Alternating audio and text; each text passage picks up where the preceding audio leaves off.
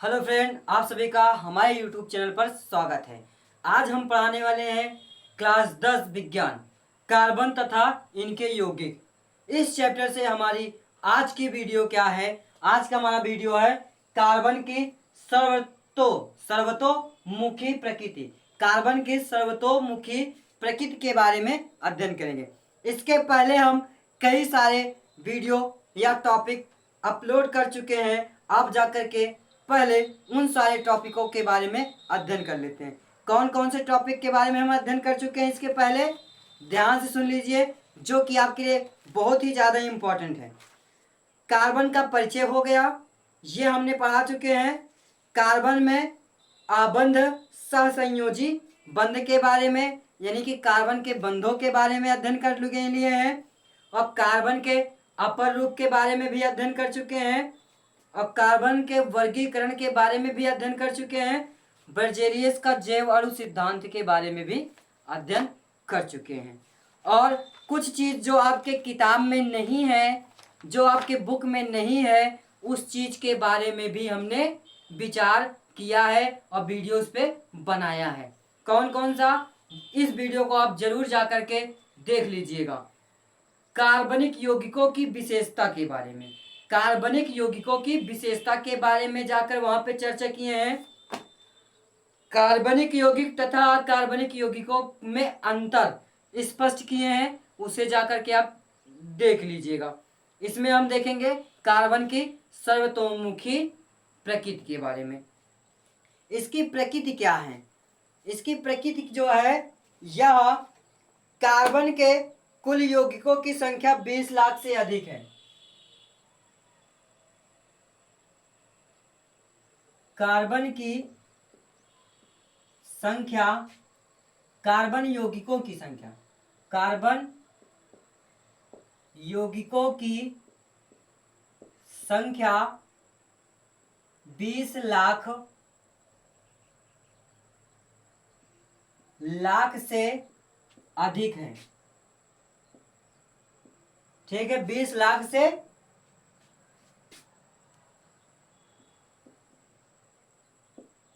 अधिक है।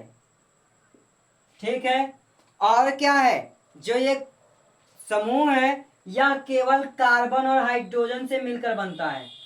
कार्बन व हाइड्रोजन से ही मिलकर के कार्बनिक यौगिक बनाएगा। और यहाँ पे जो कार्बन है, किसके कारण इसकी 20 लाख से अधिक संख्या हो रही है? 20 लाख से अधिक संख्या किसके कारण है? इसके दो कारण हैं। इसके कितने कारण हैं? इसके दो कारण हैं। इसके दो कारण हैं। कौन कौन सा? नंबर 1, श्रृंखलन के कारण। किसके कारण? श्रृंखलन। किसके कारण? श्रृंखलन के कारण। नंबर दूसरा है हमारा कौन सा? नंबर दूसरा है चतुर्थ सहसंयोजकता। कौन सा? चतुर्थ सहसंयोजकता। सहसंयोजकता के कारण। ठीक है, सहसंयोजकता या संयोजकता के कारण। चतुर्थ सहसंयोजकता कहें या संयोजकता के कारण कहें, दो कारण हैं। इन्हीं दो कारण की वजह से कार्बनिक यौगिकों की संख्या 20 लाख से अधिक है। कितनी है? 20 लाख से अधिक है। यहाँ पे कार्बन शब्द आ रहा है बार बार। कार्बन का परमाणु क्रमांक कितना होता है? 6 होता है। इलेक्ट्रॉनिक विन्यास 2,4। बाह्यतम कोश में कितने इलेक्ट्रॉन गए हैं? 4 इलेक्ट्रॉन गया है। और ये क्या करता है? इलेक्ट्रॉन त्यागता नहीं है, बल्कि इलेक्ट्रॉन ग्रहण करता है। क्यों करता है? क्योंकि इसके नाभिक में प्रोटॉनों की संख्या 6 होती है, जिस कारण ना तो ये इलेक्ट्रॉन ग्रहण कर सकता है और ना तो त्याग कर सकता है। और यह अपना संपूर्ण को व्यवस्थित करने के लिए प्रोटॉनों की संख्या 6 होने के कारण ये क्या करता है? 4 इलेक्ट्रॉन ग्रहण करता है। 4 इलेक्ट्रॉन ग्रहण करता है। बाह्यतम कोश में 4 इलेक्ट्रॉन है, तो इसकी संयोजकता कितनी हो गई? कार्बन की संयोजकता, कार्बन की संयोजकता 4। इसे याद रखिएगा कि कार्बन की कितनी संयोजकता होती हैं। इस पूरे चैप्टर में इसके संयोजकता पे ही पूरा चैप्टर है। अगर कार्बन की संयोजकता आपको नहीं समझ में आई, नहीं याद रहा, तो आगे का आपको टॉपिक नहीं समझ में आएगा। कार्बन की संयोजकता 4 होती हैं, दिमाग में से नोट कर लीजिएगा और एक कॉपी और लीजिए, उसमें पेन से लिख लीजिए, ठीक है। अब आगे चलते हैं। क्यों? क्योंकि ये क्या करते हैं, इलेक्ट्रॉन ग्रहण करते हैं। कितने इलेक्ट्रॉन लेते हैं, 4 इलेक्ट्रॉन लेता है। कितना इलेक्ट्रॉन लेता है, 4 इलेक्ट्रॉन लेता है, जिस कारण इसकी संयोजकता 4 होती है। अब देख लेते हैं इसकी संरचना कैसे बनती है। इसकी संरचना 4 प्रकार से बनती है, यानी कि कार्बन की संरचना 4 प्रकार से होती हैं। 4 प्रकार की होती हैं। कितनी प्रकार की होती हैं, 4 प्रकार की होती हैं। नंबर 1 देखेंगे, एक ये कार्बन है। कार्बन की संख्या कितनी है, 4 है, तो एक सीधा हो जाएगा, एक ऐसे हो जाएगा, एक ऐसे होगा, एक ऐसे होगा, ठीक है। लेकिन किताब में कैसी संरचना इसकी बनी होंगी, किताब में संरचना इसकी बनी रहेगी इस प्रकार से, सीधा सीधा। लेकिन जब प्रयोगशाला लैब में आप जाओगे तो कार्बन की संरचना आपको देखने को इस प्रकार से मिलेगा। किससे, इस प्रकार से मिलेगा। इसके बीच में ये इतना जो गैप हो रहा है, इतना जो गैप हो रहा है, ये एंगल बना रहा है इसके बीच, यानी इसके बंधों के बीच कितने एंगल का कोण बनाता है। इसके बीच 109 डिग्री का एंगल बनाता है और 28 मिनट होता है। 28 मिनट होता है। 28 मिनट में 109 डिग्री एंगल बनाता है। 28 मिनट के अंदर 109 डिग्री सेल्सियस 109 डिग्री का एंगल बनाएगा। ये हमारा पहला संरचना हो गया। कौन सा हो गया, पहली संरचना, ठीक है। दूसरी संरचना देखते हैं। दूसरी संरचना कैसे होती है, कार्बन एक ऐसा और बगल में डबल बॉन्ड, इस प्रकार से भी देखने को आपको मिलेगा। या तो फिर कार्बन सिंगल और डबल में ऐसे आ जाएगा, सिंगल में ऐसे, तो इसके बीच कितने एंगल बनाएगा, 3 भुजा है, 4 भुजाओं से घिरी हुई आकृति में कितने अंश का कोण बनाता है, चारों भुजाओं का कुल योग करने पर कितने अंश का कोण बनता है, 360। 360 का तिहाई कर दो, 3 भाग, तो कितना हो जाएगा, 120 अंश का। कितने का, 120 अंश का कोण बनाएगा। तीसरा हमारा लास्ट है। तीसरे में हमारा 2 फंक्शन आ जाते हैं। 2 फंक्शन कौन कौन सा आ जाएगा,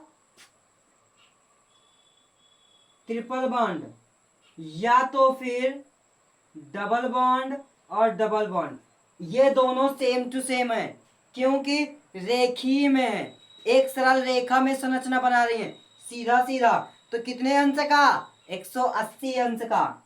कितने अंश का एंगल दिखाएगा, 180 अंश का दोनों दिखाएगा, ट्रिपल बॉन्ड वाला और इस तरफ भी डबल उस तरफ भी डबल, तो ये 180 अंश दिखाएगा। क्यों, क्योंकि एक रेखा पे बना कोण कितने अंश का होता है, 180 अंश, तो रेखीय में है ना, तो 180 अंश का कोण दिखाएगा। बात क्लियर हो गई। यदि आपको समझ में आ गया होगा तो अब चलते हैं हम श्रृंखलन। श्रृंखलन में संरचना के बारे में देखेंगे। श्रृंखलन आखिर है क्या चीज, श्रृंखलन में हम क्या पढ़ते हैं, किसके बारे में अध्ययन करते हैं, तो जल्दी से आप नोट कर लीजिए। तो हम चले श्रृंखलन के बारे में, नोट करिए। अब देखते हैं हम क्या, श्रृंखलन। श्रृंखलन आखिर है क्या चीज, श्रृंखलन की परिभाषा क्या बनेगी। श्रृंखलन की परिभाषा बहुत ही आसान है। क्या है, किसी तत्व के समान तत्व से मिल करके एक लंबी श्रृंखला बना दे। क्या है? किसी तत्व द्वारा किसी तत्व द्वारा समान समान तत्व से जुड़कर समान तत्व से जुड़कर जुड़कर एक लंबी लंबी श्रृंखला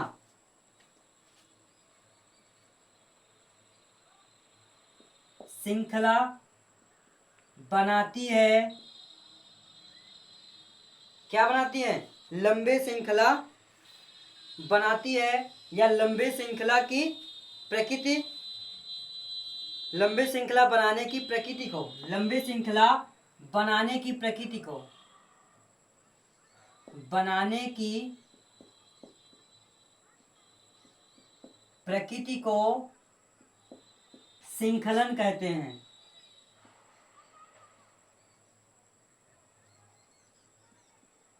श्रृंखलन कहते हैं। कैसे जानिए कैसे ये लंबी श्रृंखला बनेगी। जैसे कि हमारे पास क्या है, एग्जाम्पल में सारे ले रहे हैं, और ये कितने प्रकार से होते हैं प्रकार भी देख लेते हैं। ये 3 प्रकार की होती हैं। ये कितने प्रकार की होती हैं? ये 3 प्रकार की होती हैं। कौन कौन सा? नंबर 1, सीधी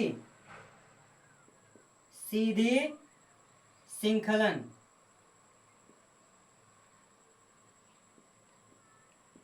सीधी श्रृंखलन। नंबर 2 क्या? शाखित विकित श्रृंखलन।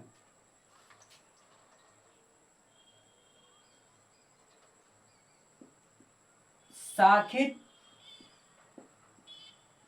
विकित कार्बन श्रृंखला। श्रृंखलन, ठीक है। 2 हो गया। तीसरा वलय है। तीसरा क्या है? वलय। तीसरा है वलय। वलय क्या है? तीनों पे अभी हम एग्जाम्पल लेकर के आपको समझाते हैं। कार्बन बंध या वलय। पहले हम देखते हैं सीधी श्रृंखलन।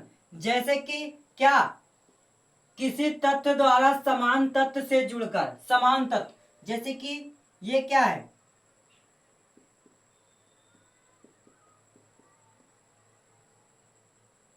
थोड़ा अच्छे से बनाते हैं। इसका एग्जाम्पल है, ठीक है, किसी और का नहीं है, ध्यान दीजिएगा। 1 कार्बन 2 कार्बन। अब एक और क्या प्लस में लेते हैं, एक और। अब ये दोनों को जब जोड़ देगा तो क्या बन जाएगा? लंबी श्रृंखला, 4 कार्बन आ जाएंगे और चारों पे हाइड्रोजन लग जाएंगे। तो ये क्या है? सीधी श्रृंखला है। सीधी का मतलब सीधा चला जाए, सीधा हो गया। अब देखते हैं इसका एग्जाम्पल, शाखित विकित कार्बन श्रृंखला। इसमें क्या होता है? बीच से कार्बन साइड में निकल जाएगा, यानी शाखा निकल जाएगा। जैसे पेड़ पौधों में शाखा निकलती हैं, जब किसी पेड़ पौधों को आप उखाड़ो तो उसमें कई सारी शाखाएं निकली होती हैं। वैसे एक सीधी क्या होंगी? एक सीधी श्रृंखला होगी, उसके बीच में एक शाखा निकल जाएगा। कैसे? ध्यान दीजिएगा। 1 2 3 4 5 6 ऐसे आपका बन गया, सीधी श्रृंखला बन गई, सीधी बन गई। अब बीच में एक क्या कर रहा है? शाखा निकल जा रहा है। इस प्रकार से शाखा निकल गया। यही क्या है? शाखित विकित कार्बन श्रृंखला हो गया। अब जानते हैं वलय का एग्जाम्पल। किसका? वलय। वलय यानी कि बंद श्रृंखला। इसमें क्या होता है?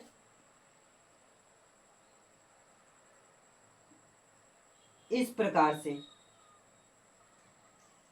ये बंद हो गया, या तो इसे हम इस रूप में भी दिखा सकते हैं, एक कार्बन कार्बन कार्बन ले रहे हैं, इसे जोड़ दीजिए, जुड़ गया। तो ये क्या है, वलय श्रृंखला। कौन सा है, वलय श्रृंखला। ठीक है, आपको समझ में आ गया होगा ये टॉपिक। यदि आपको समझ में आ गया है तो हमारे चैनल को सब्सक्राइब करें, साथ में बेल आइकन दबाएं, अपना सपोर्ट हमें बनाएं। यदि आप हमें सपोर्ट करेंगे तो हमारा हौसला बनेगा और हम आपको आसान तरीके से केमिस्ट्री के हर टॉपिक को छोटे छोटे शब्दों में, आसान आसान शब्दों में वीडियो को लेकर के आते रहेंगे। ठीक है, अब आगे हम पढ़ेंगे क्या, संतृप्त तथा असंतृप्त कार्बनिक यौगिकों के बारे में।